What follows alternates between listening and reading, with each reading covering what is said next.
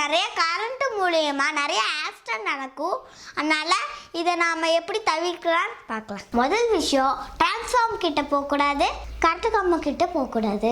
எங்கேயாவது வீட்டில் current shock அடிச்சுட்டு இருந்துச்சுன்னா நம்ம ரப்பர் செருப்பு போட்டுட்டு போய் தான் அந்த மெயின் பாக்ஸ்குள்ளே இருக்கிற சுவிட்சை ஆஃப் பண்ணணும்.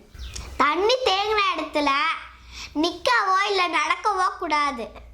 எங்கேயாவது இடி மழையெல்லாம் அடிக்கும் இல்லையா, அப்போது நம்ம வந்து கரண்ட்டு கம்பத்துக்கிட்டேயோ மின்வேலிக்கிட்டேயோ இல்லை மரத்துக்கிட்டேயோ போகக்கூடாது. மரம், மின்கம்பம், அப்புறம் இரும்பு கடலைக்கிட்டெல்லாம் போய் நம்ம நிற்கக்கூடாது.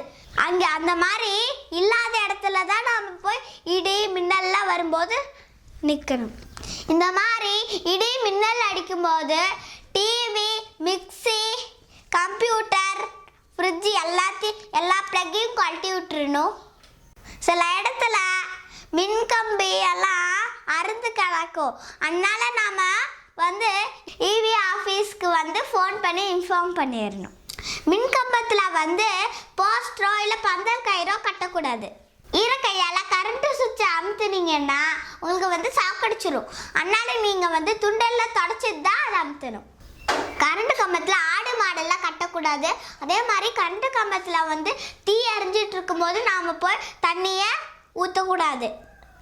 மின்கம்பத்து பக்கத்துலேயும் டிரான்ஸ்ஃபார்ம் பக்கத்துலேயும் நாம் எப்பவுமே போய் வண்டியை நிறுத்தக்கூடாது.